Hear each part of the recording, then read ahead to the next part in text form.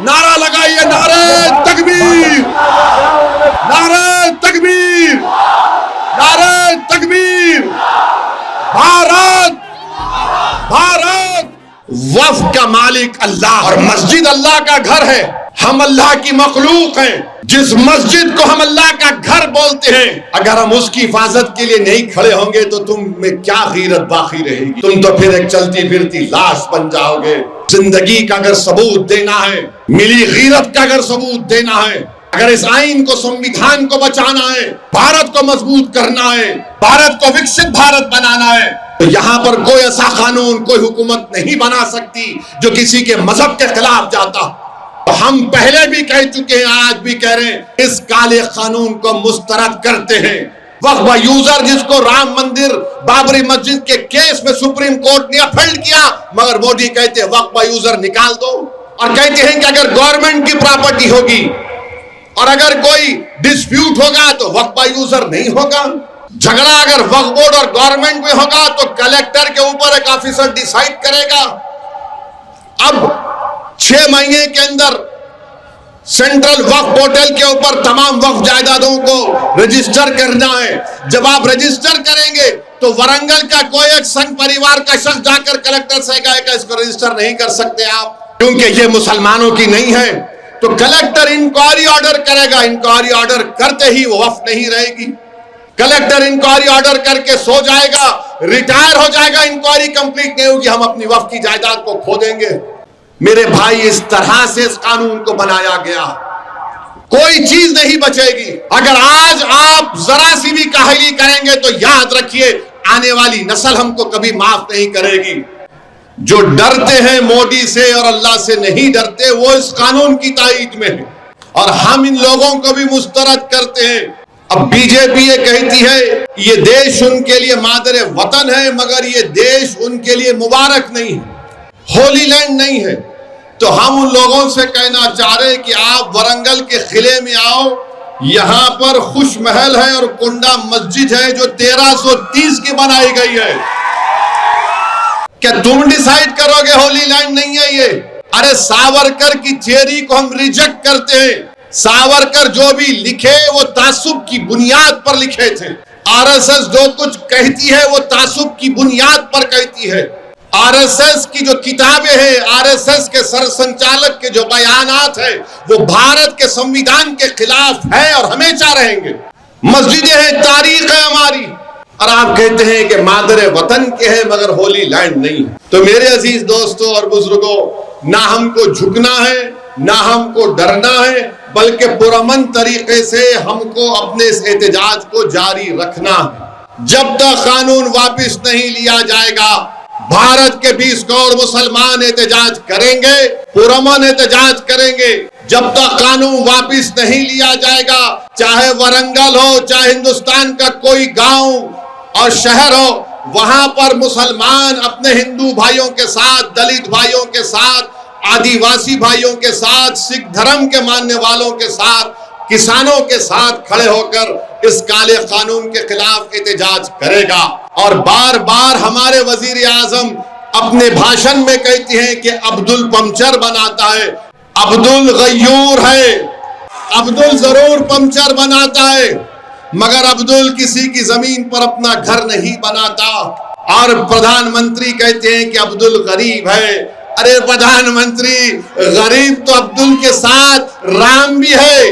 अब मुकेश तो दौलतमंद है मगर हिंदू भाई भी गरीब है, क्योंकि भारत के बैंक सिर्फ आपके दोस्त को लोन पे लोन दे जाते हैं।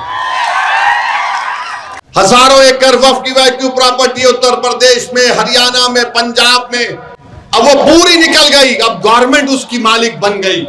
वक्फ की वैक्यू प्रॉपर्टी नहीं है, अब गवर्नमेंट के हाथ में आ गई। अब जो गवर्नमेंट के हाथ में आ गई तो कल गवर्नमेंट बोलेगी नहीं, यहां पर आप नमाज नहीं पढ़ सकते, ये गवर्नमेंट की प्रॉपर्टी है।